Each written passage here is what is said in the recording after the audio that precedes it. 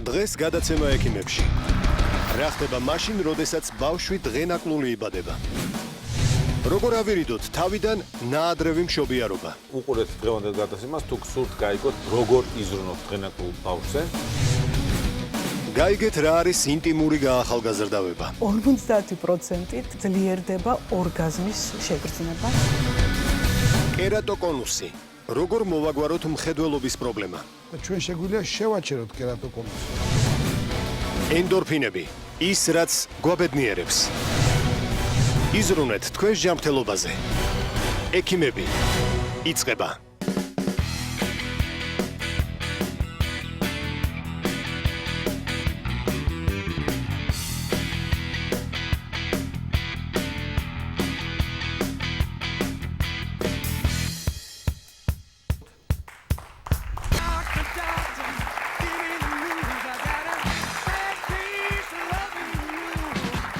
გამარჯობა, ეს არის გადაცემა ექიმები და როგორც ყოველთვის დღეს მე, ნინო დათო-დალევანი ვისაუბრებ თქვენთვის მეტად საინტერესო სამედიცინო თემებზე.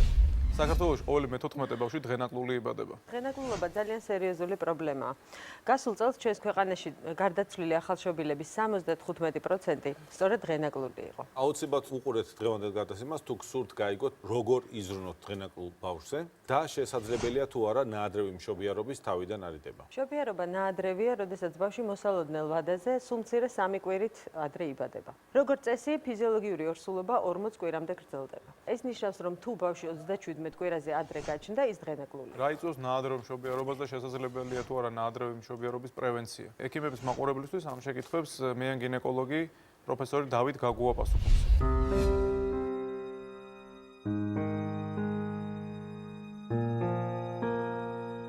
დღეისათვის სოფლიოში წელიწადში 2 მილიონი ნაადრევი მშობიარობაა. გამონაკლისი არც საქართველო არ არის.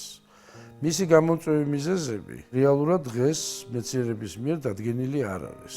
თუმცა რამოდენიმე მიზეზი მაინც არის, როგორიც არის ინფექცია, საშვილოსნოს ყელის ანომალიები, თითო საშვილოსნოს ანომალია, ანუ ეს არის განვითარების მანკები, როცა საშვილოსნოს მიომა აქვს, ან საშვილოსნოს ყელზე ჩახევა აქვს, ან ხშირი აბორტებია ნაწარმოები. ასევე შესაძლებელია ორსულობის შეწყვეტის მიზეზი იყოს დიაბეტი და მაღალი წნევები. მისი პრევენცია პირველ რიგში ჩასახვამდელი ვიზიტის განხორციელება ექიმთან. თუ პაციენტი იქნება ექიმის მეთვალყურეობის ქვეშ, შესაძლებელია ნაადრევი მშობიარობის შემცირება.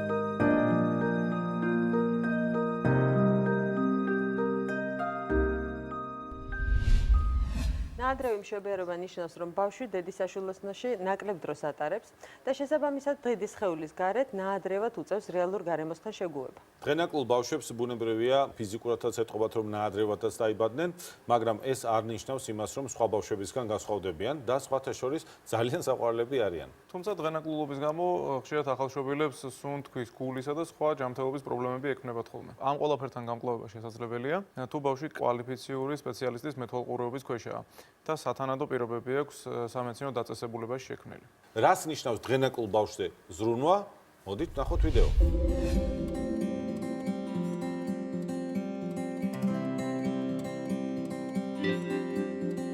დაბადებისას მცირე მასის ახალშობილი ეს არის კილო 500-დან 2 კილო 500-მდე, ძალზე მცირე მასა, რომელიც 1000 გრამიდან 1500 გრამამდეა და 1000 გრამზე დაბალი, ეს არის ექსტრემალურად მცირე მასის ახალშობილი.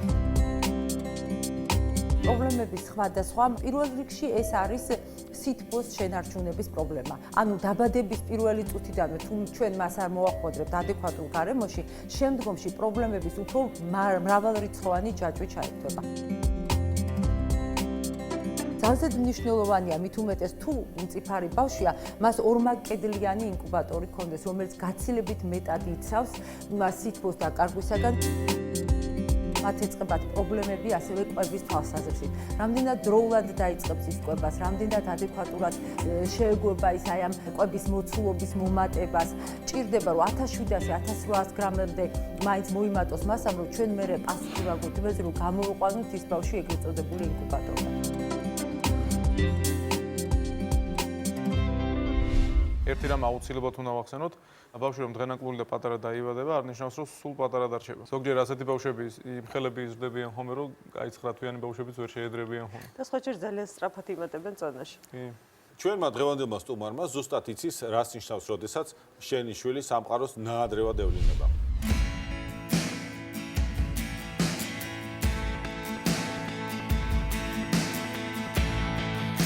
ყველა ქალისთვის ორსულობა ბავშვის მოლოდინი არის განსაკუთრებული პერიოდი და ესეც იყო ჩემს შემთხვევაშიც.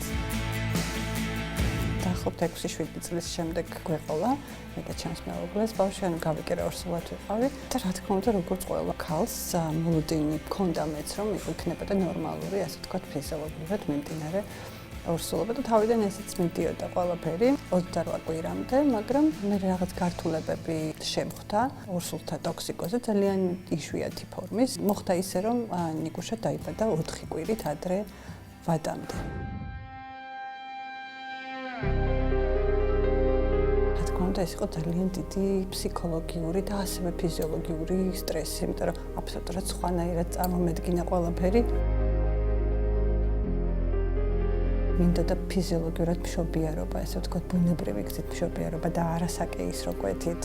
წარმომედგინა რომ ექსკლუზიურად მხოლოდ ზუძუთი კვებით, ასე ვთქვათ, კვებავდი ბავშვს, მაგრამ არაფერი, რაც ასე ვთქვათ, მოლოდინი მქონდა, ჩემს ორსულობასთან დაკავშირებით, თითქმის არაფერი არ გამომივიდა. მოხდა ახალშობილთა რეანიმაციულ განყოფილებაში, იმიტომ რომ ის ყველა ის გართულება, რაც ახასიათებს ამ ვადაზე დღენაკულ ბავშვებს, თითქმის ყველაფერი განუვითარდა ნიკუშას. სახლში, როდესაც გავეწერეთ, უკვე ყველაფერი დაუბრუნდა ჩვეულებრივ რეჟიმს.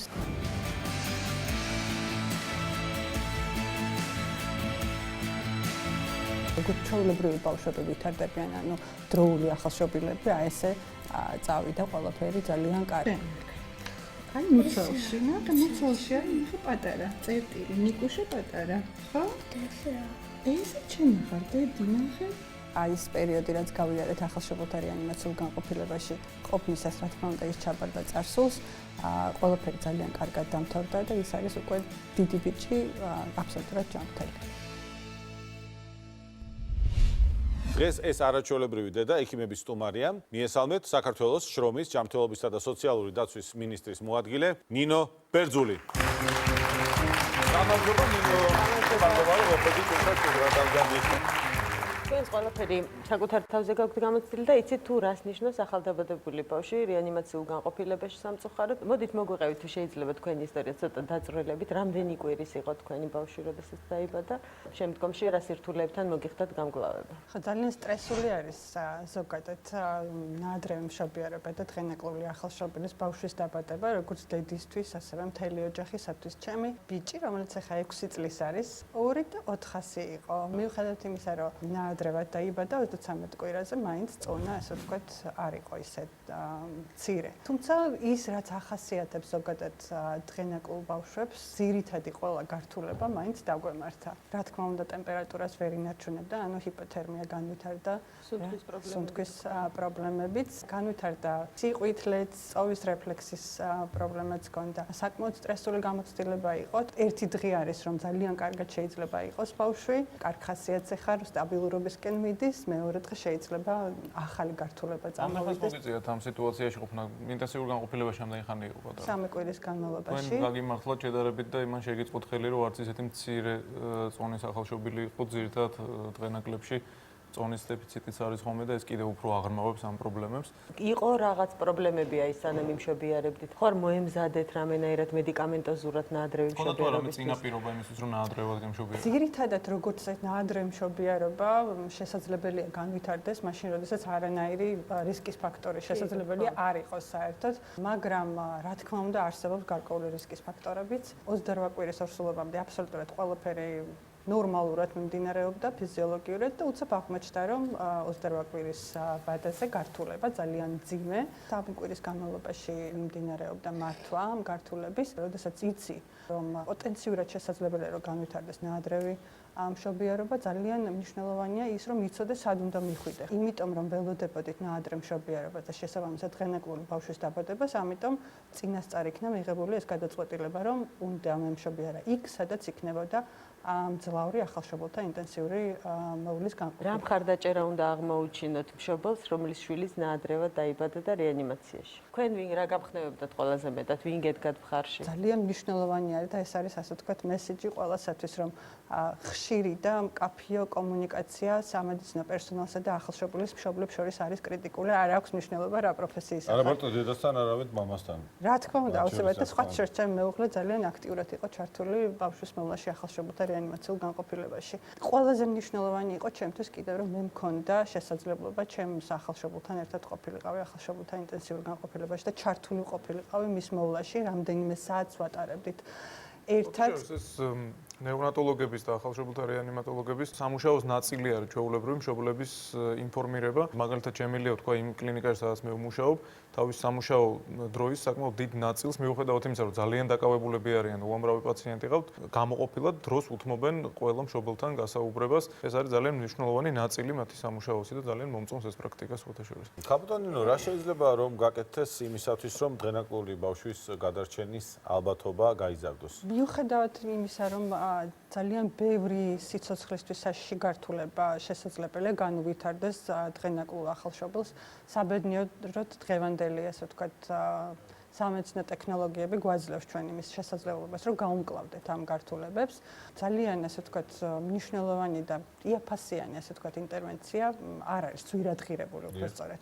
ინტერვენცია ეს არის ორსულობის პერიოდში, როდესაც მოსალოდნელი ნაადრევი მშობიარობა სტეროიდებით პროფილაქტიკური მკურნალობის ჩატარება, ფილტვის ქსოვილის მოსამზადებლად. ეს არის კუნთში ინექცია და აქვს ნამდვილად დადასტურებული ეფექტი, მაგრამ სამწუხაროდ ხშირად, ასე ვთქვათ, იმ მასშტაბით არ გამოიყენება ეს ინტერვენცია, როგორც უნდა გამოიყენებოდეს. ძალიან მნიშვნელოვანი არის ასევე, რომელ დაწესებულებაში იბადება, არის თუ არა ის დაწესებულება მზად მიიღოს დღენაკლული ახალშობილი, აქვს თუ არა მას გააჩნია შესაბამისი ინფრასტრუქტურა, შესაბამისი სერვისებით, შესაბამისი კვალიფიკაციის და კომპეტენციის პერსონალი ყავს თუ არა ამ დაწესებულებას და შესაბამისი აღჭურვილობა საკმარისი რაოდენობით. რა თქმა უნდა ხდება, როდესაც უცებ ვითარდება მშობიარობა, ანუ ვერ ასწრებ მისვლას იმ დაწესებულებაში, სადაც უნდა მივიდეს ორსული ქალი და ასეთ შემთხვევაში, რა თქმა უნდა, ხდება ახალშობილის შემდგომში უკვე ტრანსპორტირება შესაბამისი დონის დაწესებულებაში, იქ სადაც არის ახალშობილთა რეანიმაციული განყოფილება, თუმცა კიდევ ერთხელ მინდა აღვნიშნო, რომ საუკეთესო ტრანსპორტი არის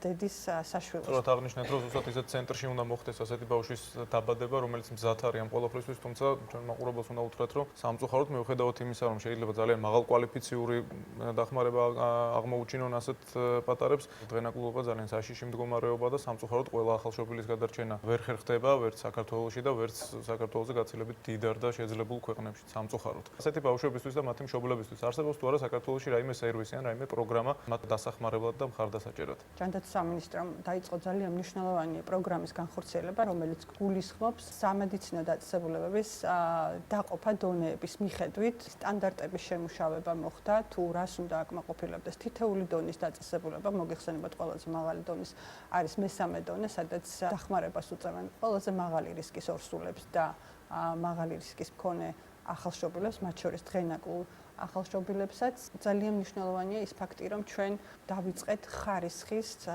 კონტროლი თითოეულ სამედიცინო დაწესებულებაში, რომელიც აწარმოებს სამიანო და ნეონატალურ სერვისს. ჯანდაცვის სამინისტრო აფინანსებს ისეთ პროგრამას, როგორიც არის ადრეული ინტერვენციის პროგრამა. მოგეხსენებათ ის დღენაკლული ახალშობილები, რომლებიც ეწერებიან ახალშობილთა რეანიმაციულ განყოფილებიდან, განსაკუთრებით ღრმა დღენაკლული ახალშობილები, ისინი საჭიროებენ შემდგომ მონიტორინგს. შარშან დაფინანსდა ასეთი 530 შემთხვევა. დღენაკლულ ბავშვებს აქვთ შესაძლებლობა, რომ გაიარონ ოკუპაციური თერაპევტის, ასე ვთქვათ, დახმარება, ფსიქოლოგების დახმარება, მეტყველების სპეციალისტების დახმარება და შესაბამისად ადრეულად მოხდეს იმ პრობლემების იდენტიფიცირება და შესაბამისი კორექცია, რომ მათ შემდგომში უკვე ბაღის ასაკში სასკოლო ასაკში უკვე პრობლემა აღარ შეექმნათ. იმ ორსულებში, რომელთაც აქვთ რისკი ნაადრევი მშობიარობის, ამ ეტაპიდან უკვე სახელმწიფო იწყებს ზრუნვას მშობლებზეც და ბავშვებზეც და ყველა იმ ეტაპზე, როცა რაიმე სახის დახმარება ესაჭიროებათ მათ, იქნება ეს მშობიარობა, ახალშობილთა რეანიმაციული უზრუნველყოფა თუ ვთქვათ, შემდგომი პერიოდი სახელმწიფოს მხრიდან არსებობს ასეთი მხარდაჭერა, ხო? საყოველთაო ჯანდაცვის პროგრამაში და ასევე დეეთა ბავშვთა მიზნობრივი ეს ვთქვათ პროგრამა არის, სრულად დაფინანსებული არის როგორც მშობიარობა, ასევე ის შემთხვევები, როდესაც ახალშობილს ესაჭიროება რეანიმაციული დახმარება. ძალიან დიდი მადლობა ჩვენთან სტუმრობისათვის, თქვენი ისტორიის გაზიარებისათვის. მაყურებელს კი ვეტყვი, რომ დღენაკლ ბავშვებზე ზრუნვა შესაძლოა ფიზიკურადაც და ემოციურადაც ძალიან რთული იყოს, მაგრამ იფიქრეთ ასე, რა მნიშვნელობა აქვს როდის გაჩნდა, მთავარია რომ გაჩნდა და დღეს ის თქვენთან არის. არ დაისტრესოთ, გასახდით დახმარებას და ყველაფერი კარგად იქნება. ცოტა ხანში ექიმებში. კერატოკონუსი. როგორ მოვაგვაროთ მხედველობის პრობლემა? მანამდე კი გაიგეთ, რა არის ინტიმური გაახალგაზრდავება. მაყურებლისგან მივიღეთ წერილი, რომელიც ძალიან საინტერესო თემას შეეხება და მოდით წაგიკითხავთ. გამარჯობა, ექიმებო. ვარ 32 წლის და 2 შვილი მყავს გაჩენილი. ბოლო წლებია ვამჩნევ, რომ საშოს გრძნობელობა დამიქვეით და სქესობრივი კავშირის დროს სიამოვნებას ვეღარ გამისით ვერც მე და ვერც ჩემი მეუღლე, იმიტომ რომ საშო ძალიან გაფართოებულია. მეგობარმა მითხრა, რომ ამ პრობლემის მოგვარება ოპერაციის გარეშეა შესაძლებელი.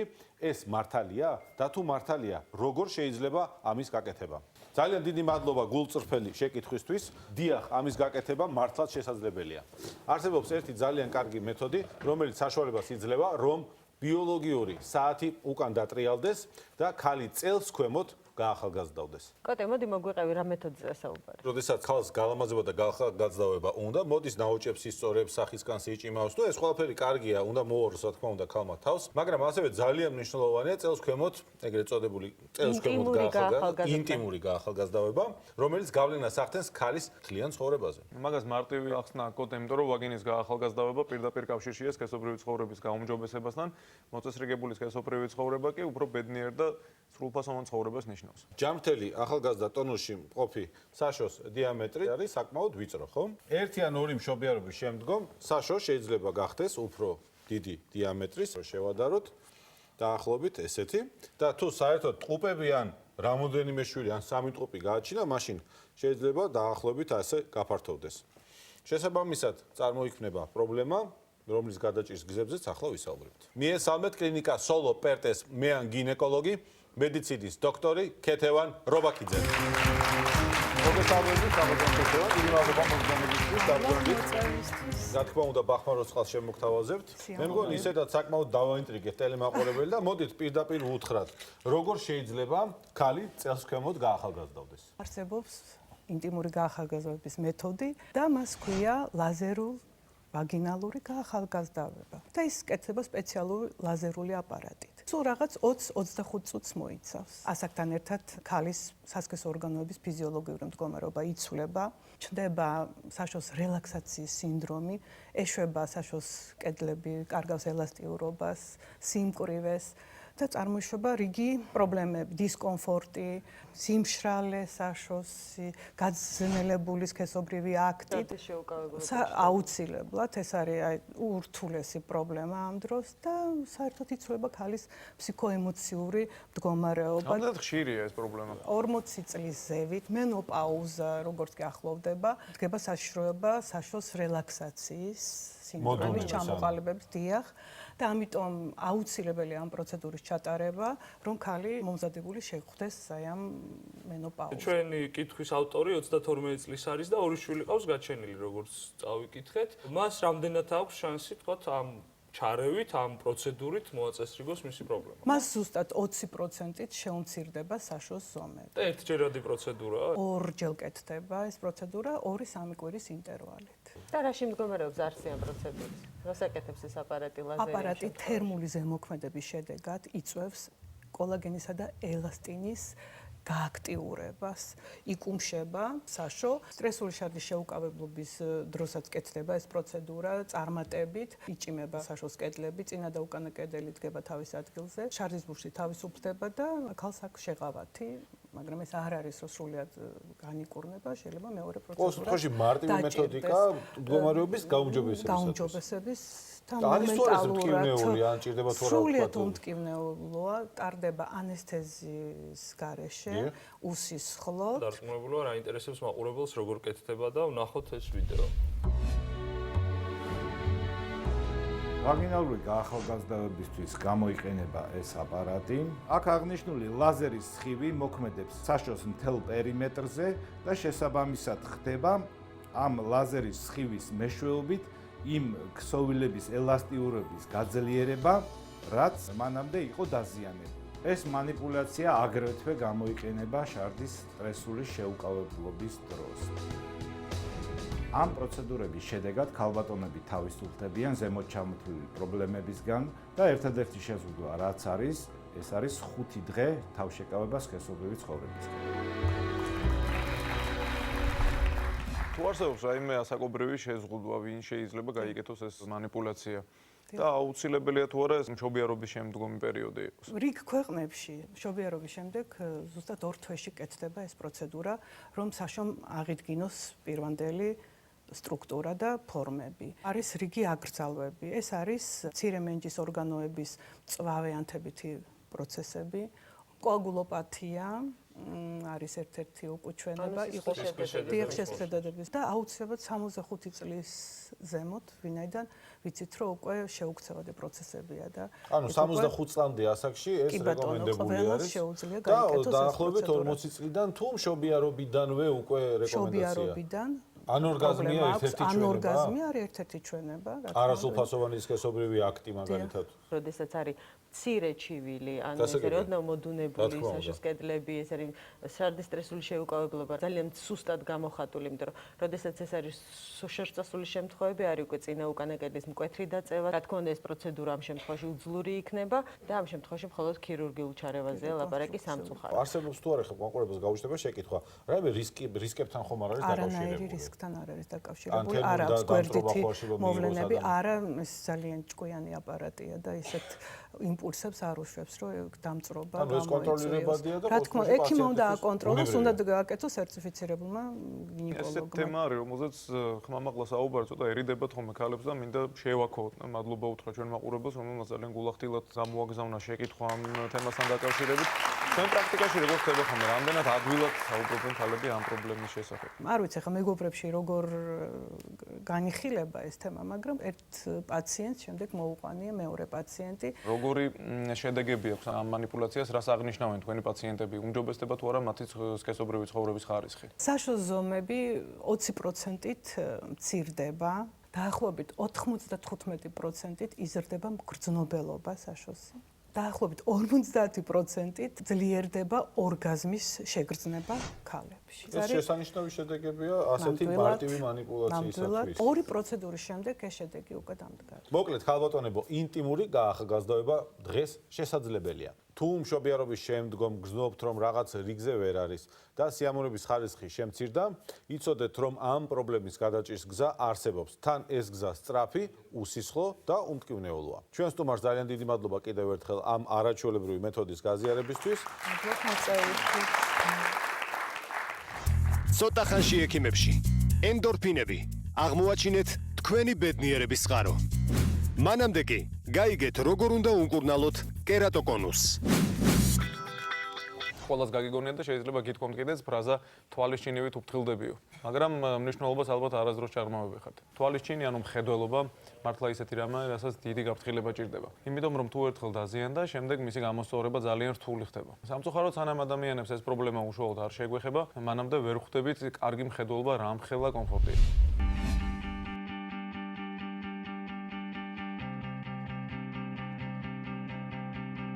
6 წლის წინ შემამჩნია კითხვის დროს, რომ მიჭირდა კითხვა, იყო გაურებული ასოები, წვრილი შრიფტს საერთოდ ვეღარ ვხედავდი, ვერ ვკითხულობდი. პრობლემა იყო კიბეზე ჩასვლა, იმიტომ რომ თუ ოდნავ ბნელოდა, შესაბამისად საერთოდ აღარ ჩანდა კიბის კონტურები ან ხაზები და ძალიან დიდი დისკომფორტია. დისკომფორტი მქონდა ქუჩასიარულის დროს, დავდივარ მანქანით და მაშინ ძალიან მიჭირდა, იმიტომ რომ დეტალებს ვეღარ ხედავ ქუჩაში. ერთი მანქანა რომ მოდის, რამდენიმე ნათურას ხედავ და მისი მანქანის გაბარიტების აღქმაც გიჭირს. ამ ყველა პრობლემის გამო გადავწყვიტე რომ ექიმთან მივსულიყავი და როდესაც გავესინჯე, აღმოჩნდა რომ მაქვს კერატოკონუსი. მაშასე რა არის კერატოკონუსი? დღეს ჩვენთან ერთად არის თბილისის სახელმწიფო სამედიცინო უნივერსიტეტის პროფესორი, კლინიკა ახალი მზერის გენერალური დირექტორი მერაბ დვალი. მოგესალმებით ბატონო მერაბ. ძალიან დიდი მადლობა კიდევ ერთხელ ჩვენთან სტუმრობისთვის. ბატონი მერაბი, ახლა ჩვენ აგვიხსნის თუ რა არის კერატოკონუსი. აი აქ მშვენივრად ჩანს თვალის ქოვანა გარსის გამოზნექა, რომელიც არ არის არც ინფექციური, არც ანთებითი ხასიათის. ეს არის დეგენერაციული ცვლილებების შედეგად რქოვანა გარსში. მაგრამ მარტო გამოზნექა არაფერს ნიშნავს. სამწუხაროდ ხდება რქოვანა გარსის გათხელებას. ეს უკვე იწვევს არასწორ ფორმის რქოვანის განვითარებას და უკვე აღარ ხდება ფოკუსირება ისე, როგორც ეს ხდება ნორმალურ თვალში. ნორმალური მხედველობის დროს გაივლის რა რქოვანას, ბროლს, მინისებრ სხეულს, ფოკუსირება ხდება ზუსტად ბადურა გარზე. ამიტომაც გვაქვს საშუალება შორ მანძილზე დავინახოთ მკაფიო. ახლა რა ხდება კერატოკონუსისას? კერატოკონუსის დროს ეს ნორმალური რქოვანა გამოიზნიქება წინ, სინათლის სხივის ფოკუსირება აღარ ხდება ბადურა გარზე, როგორც წერტილის სახით. არამედ ხდება სხვადასხვა ნაწილებში და ამიტომ მხედველობა უქვეითდება, ესე იგი შორ მანძილზე მხედველობა აღარ არის ისეთი მკაფიო, როგორც უნდა იყოს ეს იმ შემთხვევაში, თუ რქოვანა იქნება სფერული ფორმის. მოდით ახლა ვნახოთ თუ როგორ ხედავს კერატოკონუსიანი ადამიანი რეალურად. ჩვეულებრივ კარგად ხედველი ადამიანი ამ ნიშნულს ხედავს როგორც ერთ ნიშნულს. ასე ხედავს უკვე კერატოკონუსიანი გაორებული, გასამებული, გაორებული, გასამებული, გაათმაგებული დიახ. მაგალითად 3 მეტრზე, 5 მეტრზე თუ უფრო დიდ დისტანციაზე კერატოკონუსიანი პაციენტს სამწუხაროდ პრობლემები აქვს. როგორც შორმანძილზე მხედველობისას, ისევე ახლო მანძილზე. ჩვეულებრივი ახლო მხედველი პაციენტისგან განსხვავებით, რომელიც შორს ხედავს ცუდად, ახლოს ხედავს კარგად. ახლო მხედველობა ეს არის მხოლოდ რეფრაქციული ანომალია. კერატოკონუსი კი არის უკვე დაავადება. კერატოკონუსი დაავადებული ადამიანისთვის მთვარე შეიძლება ზუსტად ასე გამოჩნდეს. ანუ რამოდენიმე მთვარე ერთად დაინახოს, ხო? დიახ, ზუსტად არ ვიცი ახლა, ვინც კერატოკონუსიანი ის უფრო კარგად აღიხსნის, რამდენ მთვარეს ხედავს, მაგრამ როგორც წესი, რასაკვირველია, მკაფიო გამოსახულება მთვარის მას არ ექნება. ბატონო მერაბ, კერატოკონუსი ახალგაზრდა ასაკში იწყება ხოლმე 10-დან 20 წლამდე იჩენს ხოლმე თავს ეს დაავადება. ვინ არის ამ დაავადების რისკ ჯგუფში? ეს არის უფრო გენეტიკურად წინასწარ განწყობილი პაციენტებისთვის დამახასიათებელი ქოვანის სტრუქტურის შეცვლა. იმიტომ რომ ის კავშირები, რომელიც არის რქოვანა გარსის შიგნით, რატომღაც უცნობი მიზეზების გამო ჯერჯერობით ძალიან სუსტდება და რქოვანა წამოიწევს წინ თვალში გაწლევის მოქმედების შედეგად. როგორც კი წამოიწევს წინ, რქოვანას არ აქვს სფერული ფორმა, აი ამ წამოწეულ რქოვანას და ჩდება ახლო მხედველობა, ჩდება ასტიგმატიზმი. სწორედ აქ არის ძალიან დიდი პრობლემა.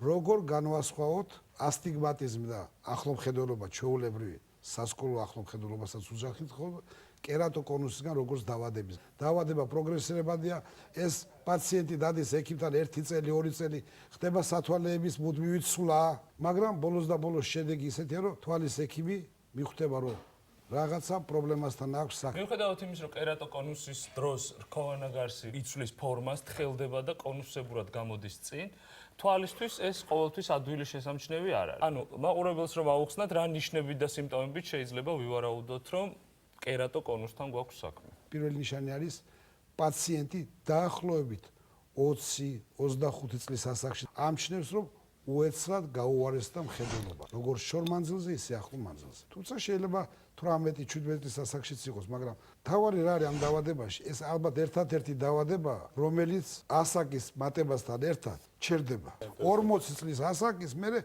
კერატოკონუსი არც ერთ შემთხვევაში არ პროგრესირებს. მე ვხედავ, რომ მაყურებელს აქვს შეკითხვა, გისმენთ? ხშირი თვალების სრესვა და ფშნეტვა თუ იწვევს კერატოკონუსის წარმოქმნას. მოსრესვა თვალის არ არის მიზეზი კერატოკონუსის გაჩენის. უნდა იყოს გენეტიკური ფაქტორი, აუცილებლად. ჯანმრთელმა ადამიანმა, რამდენიც არ უნდა ისრისოს თვალები, მას კერატოკონუსი არ გაუჩნდება, მაგრამ კერატოკონუსიანი პაციენტების თითქმის 75%-ს აქვს აი ეს სურვილი, რომ თვალები დაისრისოს. ანუ ამას გულისხმობთ, ხო ბატონო მერაბ? დიახ, ზუსტად. ისე დილაობით კაია და თან ტელევიზორს რო უყურებ ეკრანსთან კომპიუტერთან მუშაობ, სასიამოვნოც კი არის. და გეტყვით რატო? თქვენი ასაკის ადამიანს თუ აქამდე არ აღმოაჩნდა კერატოკონუსი და უყვარს აი თვალების, ეს იმას ნიშნავს, რომ თქვენ გაქვთ მხოლოდ და მხოლოდ სიმშრალე თვალების და არავითარი გენეტიკური კოდი არ არის ჩადებული კერატოკონუსის თქვენში. და ნასაკობრივადაც აღარ ეკუთვნის უკვე, როგორც უკვე გაცდაურბოს. როგორც გითხარით, ნასაკობრივადაც აღარ ეკუთვნის უკვე. უკეთ იქნება ამის არა, მე მგონი ეს ჩვენ ახლა მანამდეც ხოდა 40 წლამდე ალბათ. მოკლედ ჩვენ მაყურებელს კიდევ ერთხელ რომ აუხსნათ, თვალების მოფშვნეტა ეგრეთ წოდებული არ იწვევს ამ დაავადებას, თუმცა თუ გარკვეული გენეტიკური წინასწარ განწყობა არსებობს, შეიძლება ამ დაავადების განვითარებას ამ ყველაფერმა ხელი შეუწყოს. რა კურნავს ამ დაავადებას? გარდა ასაკის. გარდა ასაკის. ასაკის ეს ფაქტორი რომ ჩერდება პროგრესირება კერატოკონუსის გამოყენებული იქნა და ესე რომ თქვა უხეშად ახალგაზრდა ინდივიდუუმებში გადაწყვიტეს ხელოვნურად დაებერებინათ რქოვანა. თუ ჩვენ განვიხილავთ რომ ეს არის რქოვანა, ხდება მისი გამოზნექა იმის გამო რომ შიგნიდან აწვება თვალში გაწნევა, გადაწყვიტეს რომ გაეჟღინთათ რქოვანა გარსი რიბოფლავიდით, ვიტამინი B2. რიბოფლავიდზე ხდება ულტრაისფერის სხივებით დასხივება და აი ეს ბმა კოლაგენურ ბოჭკოებს შორის მაგრდება. ანუ აფიქსირებს რომ არ მოხდეს აფიქსირებს იმ მდგომარეობაში, რომელშიც რო ითქვიან მიუსწარით. აი სწორედ ამიტომ არის აუცილებელი რომ მოხდეს დაფიქსირება რომ ამ პაციენტს აქვს კერატოკონუსი ნაადრევ სტადიაში. იმიტომ ეს არის საკმაოდ უვნებელი მკურნალობა, არავითარი გართულებები პრაქტიკულად მას არ მოყვება და ძალიან იოლი. და ჩვენ შეგვიძლია შევაჩეროთ კერატოკონუსი. სამწუხაროდ როგორც მოგეხსენებათ, ხშირად პაციენტები დროზე არ აკითხავენ ექიმებს. ამ შემთხვევაში მხოლოდ ეს დასხივება არაფერს არ მოგწევს. კი ეს შეაჩერებს, მაგრამ ხედველობას არ აღუდგენს და პაციენტებს უნდათ ისევ და ისევ კარგი მხედველობა ჰქონდეთ. ჩვენ უკვე მეორე სახის მკურნალობაზე გადავდივართ, ან კონტაქტური ლინზები, ან ეგრეთ წოდებული რქოვანაში სეგმენტების იმპლანტაცია. სამკურნალო თუ იყო აი ეს დასხივება, ეს არის ხედველობის გასაუმჯობესებელი ოპერაციები. ბევრს არ უყვარს ის ფაქტი, რომ კონტაქტური ლინზი უნდა გაიკეთოს დილით, საღამოს მოიხსნას, მისი მოვლა ეზარებათ. და ურჩევნიათ ერთი ქირურგიული ჩარევა. არ შეიძლება სხვა რაღაცა გამიკეთოთ. ამ შემთხვევაში ჩვენ ვეუბნებთ კი ბატონო, ამისთვის შეიძლება სეგმენტების ჩასმა რქოვანაში. ანუ რკალების იმპლანტაცია. რკალების იმპლანტაცია. აი ზუსტად ეს პროცედურა არის, ის პროცედურა, რომელიც ჩვენ სტუმარს გაუკეთდა თქვენს კლინიკაში. სტუმრად გყავს ყველასათვის საყვარელი მომღერალი გიორგი სუხიტაშვილი.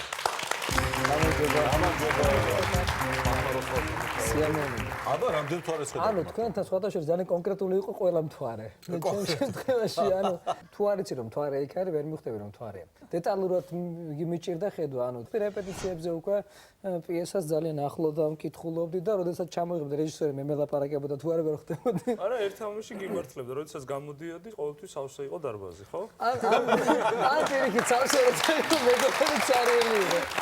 რამდენად ხშირია ეს დაავადება, აი კონკრეტულად საქართველოში და ზოგადად მსოფლიოში? მსოფლიოს სტატისტიკა გვეუბნება, რომ დაახლოებით 4 შემთხვევა 1000 მოსახლეზე. სამწუხაროდ სუბტროპიკულია ეს კლიმატი, არის გადასარევი კერატოკონუსის განვითარებისთვის. თელ მსოფლიოში ხშირია. ძალიან ხშირია, დიახ. ყოველკვირა დაახლოებით მარტო ჩვენ კლინიკაში 15-20 ახალი შემთხვევა გვაქვს და ყოველკვირა კეთდება დაახლოებით 10-12 კერატოკონუსიანი პაციენტის. კი. გიორგი, ახლა როგორ ხედავ? დაკონკრეტდა გამოსახულებები?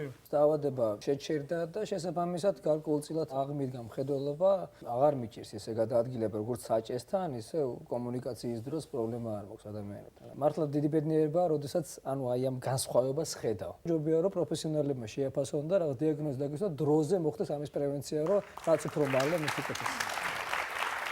ბატონო, აგიხსენეთ კონკრეტულად თუ რა ჩაუტარდა გიორგის, რა ტიპის ოპერაცია და როგორ მივახცეთ აი ამ შედეგს? მან დროზე მოახერხა და მოვიდა თვალის ექიმებამდე. მისი შველა შევძელით მცირე ინვაზიური მეთოდით, რომელიც აი სწორედ სეგმენტების ან რკალების ჩასმით გამოიხატება. 10 წუთი გრძელდება ეს ოპერაცია, მარტო წვეთებით ხდება გაუთკივარება, საკმაოდ ეფექტურია. მეორე დღეს უკვე ადამიანს შეუძლია რომ ჩვეულებრივად დაუბრუნდეს თავის ყოველდღიურ ცხოვრებას, მაგრამ უკვე გაუმჯობესებული მხედველობით. ოპერაცია ქვია, მანიპულაცია. უფრო მარტივად არის ყველაფერი, დაახლოებით 10-15 წუთი მაქსიმუმ და ღირს ეს ყველაფერი იმათ, რომ ადამიანებმა მიმართონ ექიმს და მალე მოიშორონ ეს პრობლემა, იმიტომ რომ ძალიან მოკლე დროში ჰქონდა პროგრესი ამ ყველაფერში. გიორგის კერატოკონუსი ძალიან შორსასული არ იყო შემთხვევა, ხო?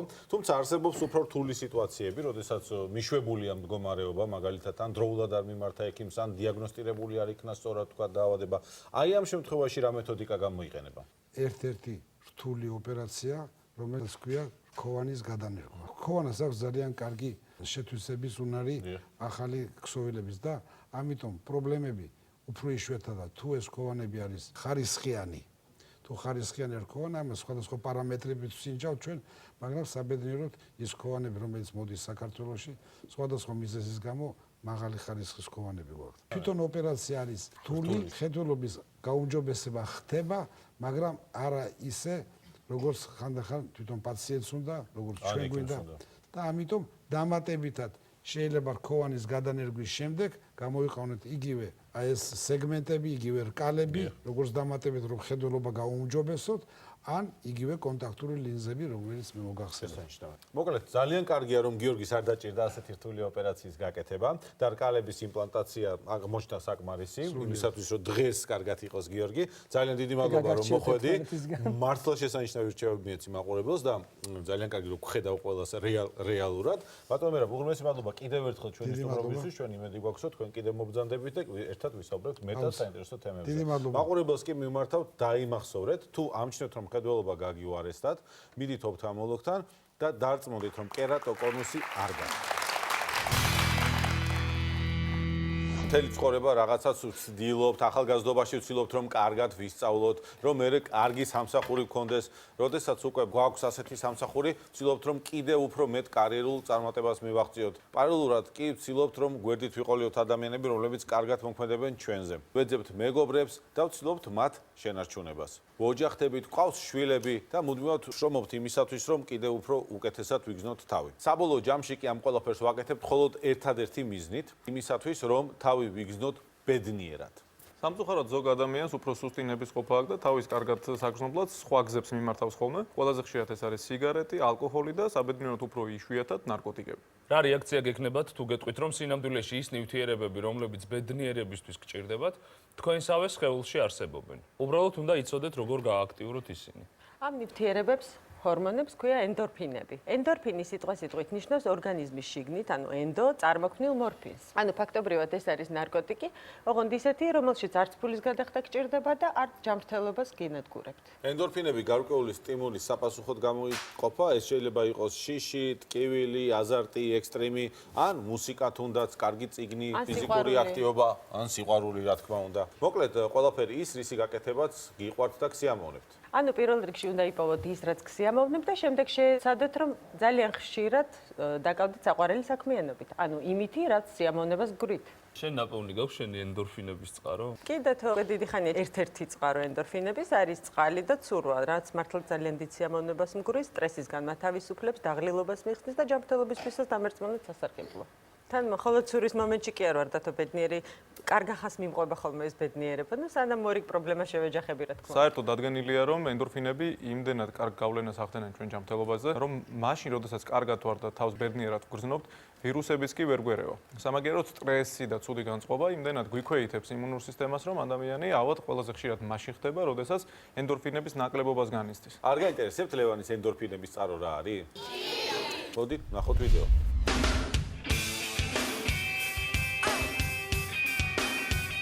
ეს არის ჩემი ერთ-ერთი ყველაზე საყვარელი სპორტის სახეობა და თუ ეს არ გამოგისწიათ, გიჩვენებთ რომ სადობ ძალიან სასიამოვნოა.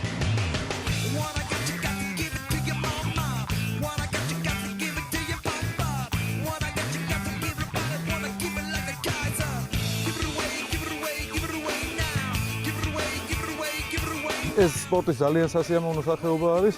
ენდორფინების ფლომად გამოიყოფა ამ დროს და კიდევ ერთ რამეში დამეხმარა ეს ყველაფერი მე სიმაღლის შიში მქონდა და ამის დაძლევაში დამეხმარა კლდეზე წოცვა, ასე რომ ყველას გირჩევთ გამოცადოთ ეს სიამოვნო.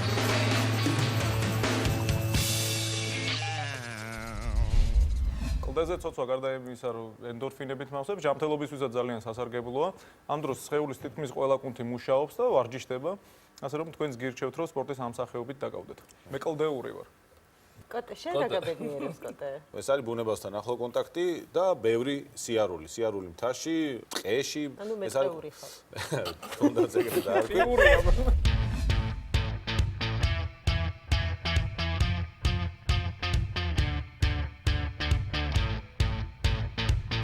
ესეც დაახლოებით 6 კილომეტრი, რაც ვიარე ტყეში. ახალი სპორტით დავკავდი, ასე ვთქვათ, ეს უნივერსალური ძალიან მიყვარს და ჩემი დასვენების ერთ-ერთი საშუალებაა და ერთადერთი შეიძლება ითქვას, ეს არის სკანდინავიური ჯოხების სიარული, რაც ავითვისე და დაახლოებით თვენახევარია. საკმაოდ კარგად ვიყენებ ამ ჯოხებს. დავაგრძელოთ ჩვენი ვარჯიში და სიამოვნების მიღება დროებით.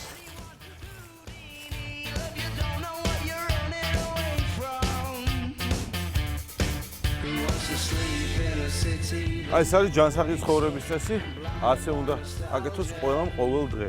და ვიქნებით ძალიან კარგად.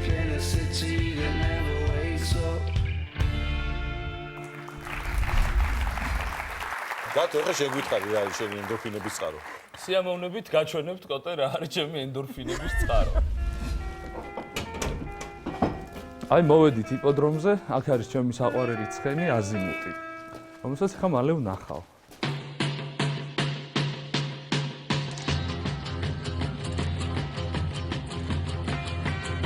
აზიმუტი ძალიან მეხმარება განტვირთვასა და დასვენებაში. თქვენც იგირჩევთ იგივეს, გამონახოთ თავისუფალი დრო. ამოხვიდეთ და ეურთიერთოთ ამ ძალიან მაგარ არსებებს. განტვირთვა სასიამოვნოს გარდა ძალიან სასარგებლოა ჯანმრთელობისთვის.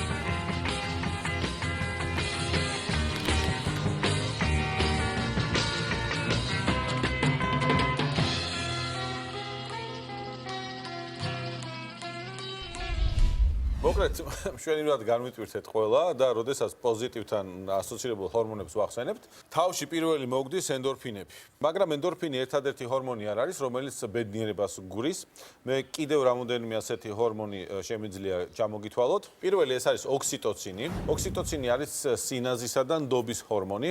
ის წარმოიქმნება საყვარელ ადამიანთან ურთიერთობისას. ოქსიტოცინის დამსახურება, როდესაც შეყვარებული ადამიანი სიმსუბუქეს გზნობს, თითქოს დააფრინავს და თავი ყოვლის შემძლე გონია. მეორე გახლავთ სეროტონინი.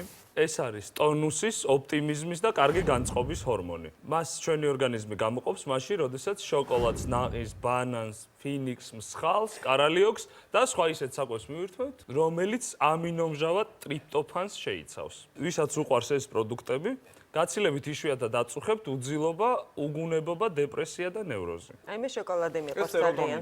სიყვარულის ჰორმონი კარგია, მაგრამ აქვე მინდა ოპტიმიზმის ჰორმონი შემოგთავაზოთ და ეს შოკოლადები, რომელიც ენდორფინების გამოყოფაში გვეხმარება, შეგიძლიათ მიირთვათ. ოპტიმიზმის ჰორმონი ოპტიმიზმის ჰორმონია ნამდვილად. კარგი განწყობით გავაგრძელებთ უკვე გადაცემა. კარგი განწყობით, მაგრამ შავი კბილებით არ აუშვებთ, თავარი ოპტიმისტურად. დოპამინი არის კმაყოფილებისა და სურვილის ჰორმონი.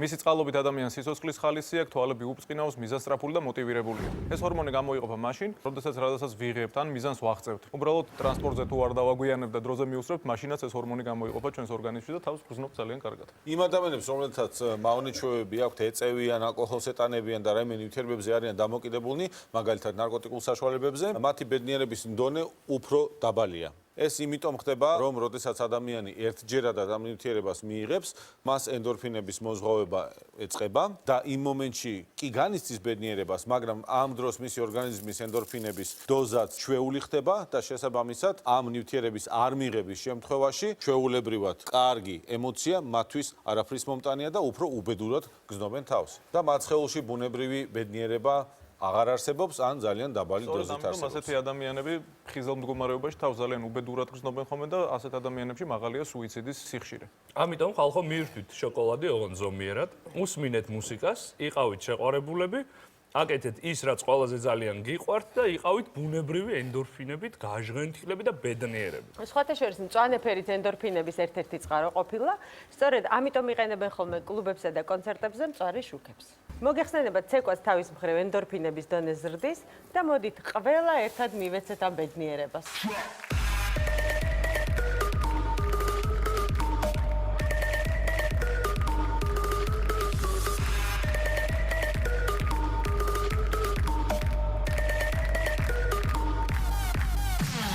ექიმები კი ერთი კვირით გემშვიდობებით ნახვამდის.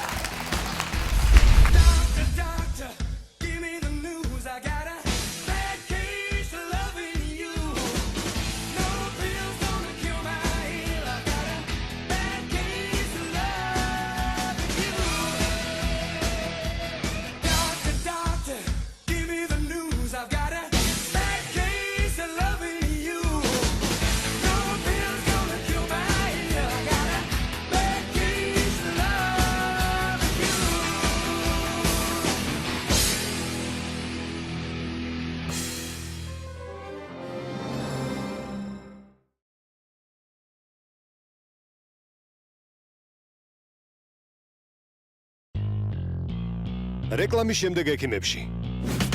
კერატოკონუსი. მხედველობის გაუმჯობესება თანამედროვე მეთოდებით. გაიგეთ, როგორ უნდა გახდეთ უფრო ბედნიერი.